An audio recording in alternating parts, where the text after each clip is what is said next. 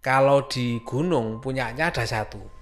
Jadi dari jalur manapun kalau ke atas pasti ketemunya di satu titik. Bisa di puncak atau mendekati puncak. Lah, naluri penafsirannya Mas Galas pun menjadi seperti itu. Dan sembari berkata Bismillah, Mas Galas mengajak teman-temannya untuk naik ke atas terlebih dahulu. Mas Galas menyuruh mereka untuk naik duluan dan bilang kalau nanti disusul pelan-pelan, dan mereka berempat pun menyetujui dan berjalan duluan naik. Setelah mereka tertutup rimbunya pohon, Mas Galas pun memanggil Eni dan berkata, En, kita lanjut naik aja ya. Feelingku mendingan naik daripada kita turun. Aku ya isi ndelok sampah permen, mie, coklat kok mau naik jalur. Kemungkinan pernah dilewati orang juga. Tapi ya nggak tahu pastinya sih. Oh ya En, sekalian tolong jupuo banyu ning jero karierku. Sik mau tak cepake, ngerti kan? Mendapat permintaan Mas Galas seperti itu, Eni pun hanya bisa mengangguk, menandakan dia setuju dan mengerti dengan apa yang dimaksudkan Mas Galas ini. Nek abis ini ono sesuatu hal yang agak aneh, meneng wae yo. Rasa kaget, rasa panik, sing penting tetap doa wae yo En. Setelah air itu diambil dan diberikan kepada Mas Galas, Mas Galas pun segera merapalkan doa-doa dan melakukan sesuatu hal yang sudah diajarkan sama Bude kala itu. Seketika setelah itu semua selesai, tiba-tiba hawa pun berubah menjadi sedikit tambah agak dingin. Ya, benar saja. Mas Galas sudah melihat sosok bayangan hitam di belakang ini sekitar 3 meter darinya. Mas Galas sendiri nggak merasa takut dengan sosok ini yang berbeda dengan sosok yang berada di bawah di awal pendakian mereka tadi. Sesosok bayangan ini pun menghampiri Mas Galas dengan sedikit tersenyum dan berada di sampingnya. Dan ia pun berkata, "Munggah terus baile, dilit maneh tekan bubrah, ojo lali nyebut." Dan setelah dia berkata seperti itu, perlahan dia memudar dan menghilang ke arah naik jalur pendakian. Seakan rasanya Tuhan memberikan bantuan kepada mereka melalui sosok tersebut. Setelah itu Mas Galas dan Eni pun melanjutkan perjalanan mereka sambil menyusul keempat temannya yang sudah naik terlebih dahulu. Akhirnya setelah beberapa saat Mas Galas berjalan dengan Eni dan mereka pun ternyata sudah bisa menyusul rombongan di depannya. Di situ Kevin yang kemungkinan sudah sadar dengan situasi ini pun bertanya kepada Mas Galas, "Mas, piye iki? Arep terus atau piye?" "Terus wae sik, muga-muga iso tekan dhuwur. Aja lali ndelok tanda apapun, plakat, yo nek menawa ana ning jalur." Pada saat itu Mas Galas ya bisa pasrah dan berharap itu dari feelingnya ya, bahwa jalur ini masih bisa tembus ke atas. Karena Mas Galas kembali melihat sampah, sempat melihat sampah makanan di jalur pendakian yang mereka lewati ini. Semakin dalam, semakin lama mereka nyusur naik jalanan ini ya. Kemudian ada temennya yang memanggil dan menunjuk sesuatu sambil berkata, "Las, itu apaan ya?" Mas Galas yang refleks pun langsung melihat ke bagian yang ditunjuk. Terlihat entah itu kain atau tali berwarna merah sekitar 1 sampai 2 meter lah, mengikat batang pohon satu dan pohon yang satunya lagi. Di saat itu pun Mas Galas langsung berkata dalam hati, "Tanda apa lagi ini astaga? Aku belum pernah melihat sama sekali sebelumnya di pendakian-pendakiannya ya, yang lalu-lalu. Udah, nggak usah dipikir, lanjut jalan lagi aja. Kalau ada lihat plakat atau arah puncak, info lagi ya. Akhirnya mereka pun terus berjalan ke atas dan sambil melihat ada tanda apa yang bisa dibuat patokan. Mas Galas pun kembali bertanya kepada Eni. En, jam piro saiki? Jam 11:30 las. Piye wis nemu tanda durung? Kayane aku wis ndelok batas vegetasi deh ning bukit ngarep kae. Sambil menunjuk ke arah depan. Bener ayo, kue kan wis pohon terakhir toh, kata Yeni. Kayane sih las, muga-muga wae. Setelah sekitar 15 sampai 20 menit setelah mereka terus memutuskan untuk tetap naik ya, batas vegetasi pohon terakhir yang sempat dilihat sama Mas Galas dari jauh tadi pun mulai terlihat. Dan Mas Galas pun memberi kabar ke teman-teman yang lainnya. Kayaknya depan udah batas vegetasi deh, Cah. Semoga aja ya, itu pohonnya yang terakhir udah kelihatan kok. Dan mereka berlima menjawab dengan serentak. Oke, oke. Lalu setelah itu mereka pun menemukan jalan belok agak ke kiri cukup menanjak ya. Setelah beberapa dari mereka berbelok agak ke kiri, Sisil pun memanggil Mas Galas. Bang, sambil tersenyum. Kenapa sis? Dia mengisarkan kepala dan matanya seperti menyuruh untuk menengok ke kanan pas dibelokan. Ya, benar saja Mas Galas melihat sosok tepat di sekitar belokan itu. Sosoknya cukup ngeri didefinisikan. Jadi dari bawah perut ke bawah itu berbentuk ular. Dan dari perut ke atas itu berbentuk wanita dengan paras cantik dengan mahkota di kepalanya. Dan Mas Galas pun menjawab ke Sisil, kurang ajar emang kamu sis. Padahal di dalam hatinya Mas Galas itu istighfar berkali-kali karena baru pertama melihat yang seperti itu. Lalu teman-teman yang lain pun bertanya, kenapa sih? Ada apa sih? Gak kok, gak apa-apa, gak ada apa-apa. Udah fokus saja, lanjut. Itu depan sekitar 50 meter kayaknya udah sampai. Mereka pun mengangguk setuju saja. Ya benar, ternyata setelah itu mereka menemukan batas vegetasi. Dan Mas Galas di sini pun cukup bingung. Sampai akhirnya Avi memulai percakapan. Kayaknya aku pernah makan di atas batu ini deh. Ya memang benar di situ ada batu cukup besar. Mungkin setinggi pintu rumah ya. Dan diameternya mungkin sekitar pelukan 4 orang remaja. Yakin gue Vi? Yakin mas? Coba nek awak dhewe mrono sambil Avi ya menunjuk ke arah kanan. Kayane sampai pasar Bubra. Mendengar percakapan itu, Kevin pun menyauti.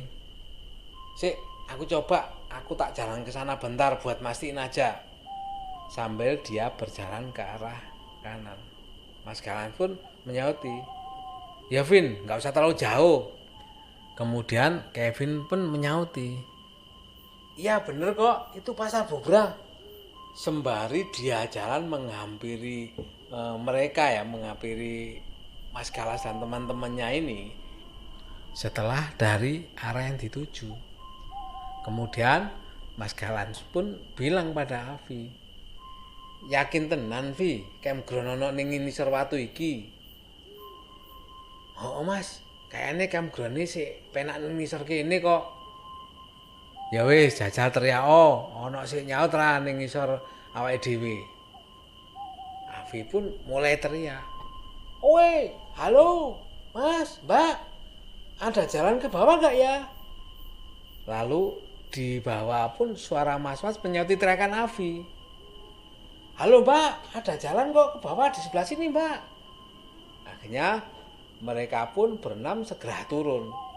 Nggak jauh dari situ mereka sudah melihat campground kecil berisi 3-4 tenda yang sudah berdiri.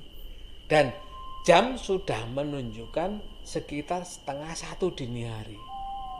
Dan di situ Mas Galas sungguh sangat bersyukur. Alhamdulillah akhirnya sampai jalan utama lagi. Mas-mas ini pun bertanya kepada Mas Galas dan rombongan ini. Mas dari mana? Emang ada jalan ya di atas sana? Mas Galas pun menjawab, dari Selo Mas, nggak tahu tadi kita tahu-tahu tembus di sana. Kayaknya sih nyasar, tapi syukur bisa ketemu jalan lagi Mas. Ya Alhamdulillah Mas, pada bisa balik ke jalan utama lagi Mas. Ya Mas, Alhamdulillah. Makasih Mas, tadi mau nyaitin terikan teman saya juga. Ya Mas, sama-sama, mari saya bantuin bikin tendanya. Singkatnya akhirnya mereka pun mendirikan 2 tenda. Yang satu berisi Sisi, Irma, dan Avi. Yang satu lagi berisi Mas Galas, Kevin, dan Eni. Malam ini perjalanan yang cukup melelahkan. Setelah mereka makan, mereka pun langsung kembali ke tenda masing-masing dan tidur. Sedangkan Mas Galas sendiri yang memang belum bisa tidur tuh membuat kopi sambil menghidupkan rokok. Ternyata si Eni pun nggak bisa tidur juga. Mau ngopo silas kok iso koyo ngono katanya Eni. Ra ngerti aku yoan kok iso ngono mau. Tapi ya untung ra kenapa-kenapa. Saiki PR-e garek piye carane awak dhewe sesuk iso medun tekan base camp selamat kabeh. Wis ngene cukup. Kata ini.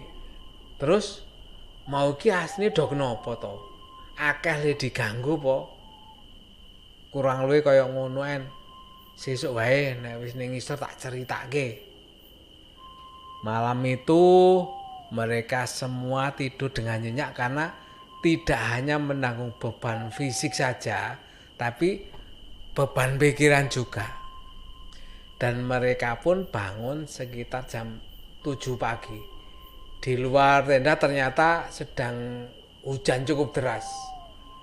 Dari mereka semua tidak ada yang berniat untuk melakukan summit setelah kejadian semalam. Beberapa rombongan dari atas pun turun dan kembali ke tenda. Mereka berkata kalau di puncak lagi badai. Syukurlah pikirnya Mas Galas ya. Emang kita benar disuruh sampai di sini aja. Istirahat, nikmati apa yang ada. Yang penting bisa pulang sampai rumah dengan selamat. Setelahnya 3 temannya pun yang dari tenda seberang bergabung di tenda yang sedang dipakai Mas Galas ini. Cukup besar lah, bisa menampung 6 orang dengan cukup nyaman. Selanjutnya kegiatan pun mereka lalui dengan normal-normal saja.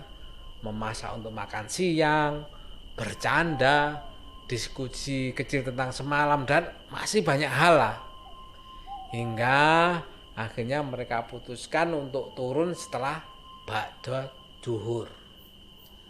Setelah makan siang dan packing, mereka pun turun gunung, masih sama ya.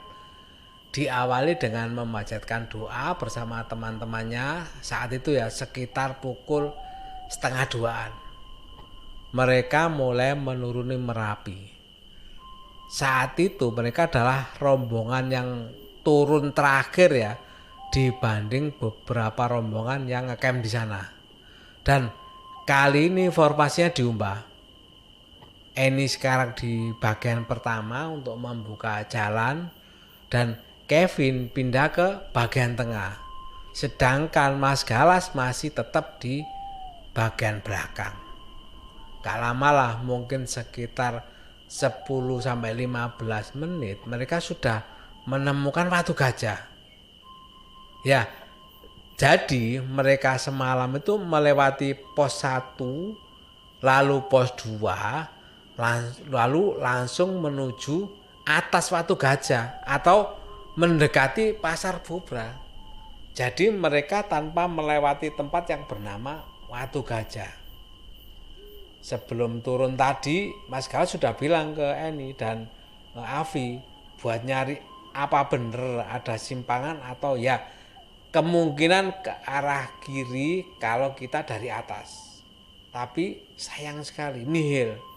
Mereka tidak menemukan jalan atau simpangan di antara Watu Gajah hingga pos 2. Yang dugaannya Mas Galas, mereka mulai tersesat dari daerah situ. Mungkin sekitar 30 sampai 45 menit lah mereka sudah sampai pos 2. Singkatnya, mereka turun tidak se ekstrim waktu mereka naik. Mungkin hanya sekelebat bayangan saja ya yang seringkali Mas Galas dan Sisi lihat. Untungnya keempat temannya kan tidak ada yang bisa ngelihat. Singkat cerita, jam sudah menunjukkan pukul 4:15 sore ya. Mereka sudah turun hingga New Selo dan berniat mampir sebentar ke warung. Sekedar buat jajan mie, es, dan rokok. Setelah itu ada bapak-bapak yang bertanya kepada Mas Galas ini. Mau naik apa sudah turun, Dek? Sudah turun, Pak. Ini baru saja sampai. Kondisi di atas gimana? Sempat muncak tidak? Kita kesiangan, Pak. Tadi sekitar jam 7 sudah hujan juga. Di puncak kata rombongan sebelah itu ada badai. Jadi kita putuskan buat di tenda saja, Pak. Oh ya udah, nggak apa-apa, Dek. Besok dibaleni maneh nek ada waktu. Iya, Pak, insya Allah. Oh iya, Pak, mau tanya nih, Pak. Kok tadi malam saya tuh setelah lewat pos 1 terus pos 2 terus kok gak lewat Watu Gajah tuh, Pak. Malah kita tiba-tiba udah di atas Watu Gajah cukup jauh, mendekati ke arah Pasar Bubra. Tapi waktu kami turun tadi, saya coba lihat kiri kanan nggak nemu simpangan atau jalan tembusan antara Watu Gajah sampai pos 2 itu, Pak. Kenapa ya kira-kira? Oh iya, Dek, emang benar. Itu sebenarnya ada simpangan ke kanan kalau dari bawah. Berarti semalam saya jalan agak nyerong ke kanan ya, Pak. Padahal kalau dipetakan jalannya ke kiri. Iya, bener, Dek. Tapi tidak apa-apa. Yang penting selamat sampai sini juga. Simpangannya itu memang cukup nggak begitu kelihatan ya, Dek, emang. Soalnya itu sebenarnya bukan jalur pendakian sih, Dek. Itu jalur evakuasi yang udah lama banget gak dipakai. Mungkin sekitar 7 sampai 10 tahun terakhir lah. Mungkin ya, makanya itu pas turun kalian nggak lihat simpangannya. Ya, atau mungkin ada hal lain kenapa kalian bisa diarahkan ke jalur tersebut. Tapi yang penting selamat semua, nggak ada yang kenapa-napa kan, Dek, intinya. Iya, Pak, alhamdulillah kami semua selamat. Setelah itu mereka bertukar cerita tentang apa-apa saja yang sempat mereka alami, perorangan maupun regu di atas sana, sambil menghabiskan pesanan mereka. Dan setelahnya mereka berjalan menuju base camp sewaktu maghrib ya.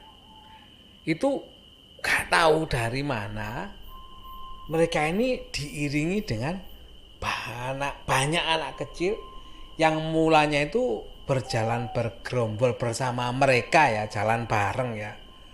Kemudian tuh mereka mendahului dengan sedikit berlari dan tertawa-tawa. Kemudian mereka menghilang. Tidak tahu kemana mereka menghilang. Padahal tuh nggak satu dua loh, banyak loh gerombolan anak kecil. Tapi walau alam. Jadi poin yang ingin disampaikan Mas Galas ya, yang ingin ditekankan pada cerita di atas ini ya. Jangan pernah kamu menganggap sepele doa. Karena sesungguhnya Allah lah yang membantu di setiap jalanmu dan setiap urusanmu. Kedua, jaga sikap, lisan, perilaku dimanapun kalian berada. Karena pada dasarnya kalian itu yang mengunjungi mereka ya. pegang teguh sopan santun dan adab. Yang ketiga, tetaplah sabar dan jangan pernah putus asa. Karena Allah tidak akan menguji melebihi kemampuan hambanya. Itu tadi akhir cerita dari catatan Mas Galas ya. Ya mudah-mudahan kita semua bisa berbuat seperti memang seharusnya sih, walaupun mereka tidak kelihatan sama kita, memang dunianya berbeda, tapi ya siapa tahu kita bersinggungan atau nggak tahu gimana ya, kok akhirnya sampai bisa melihat satu sama lain. Makanya berarti kan mereka ada, kita harus saling menghormati. Bener 3 pesan yang disampaikan Mas Galas ini. Terima kasih Mas Galas atas kiriman ceritanya. Sampai semangat saya membawakan cerita Mas Galas, sampai serak suara saya ini. Bener-bener saya tertarik akhir dari cerita Mas Galas ini ya, tentang pendakiannya ini. Terima kasih sekali lagi Mas Galas atas kiriman ceritanya. Ditunggu cerita-cerita berikutnya, baik pendakian atau mungkin di tempat lain ya, bisa dikirim ke Pak D. Dan juga untuk sedulur Dongeng Tengah Malam, kalau ada yang mau mengirimkan cerita, monggo bisa di emailnya dongengtengahmalam@gmail.com. Dan tidak lupa juga saya sampaikan terima kasih kepada sedulur Dongeng Tengah Malam semua yang selalu setia hadir dan mampir di channelnya Pak D ini. Dan juga terima kasih atas komentar-komentar yang sudah diberikan, walaupun sekedar hanya hadir atau berasal dari mana sedulurku berada ya. Karena saya senang sekali mendengar ada yang dari Hong Kong hadir, dari ya seluruh Indonesia, Kediri, Malang, semuanya lah. Saya nggak bisa menyebutkan satu-satu. Benar-benar terima kasih atas komentar-komentarnya. Tidak lupa saya juga mengingat lagi yang belum subscribe, monggo di subscribe dulu ya. Yang di Spotify monggo di follow dulu Dongeng Tengah Malam. Terima kasih semuanya. Saya akhiri. Wassalamualaikum warahmatullahi wabarakatuh.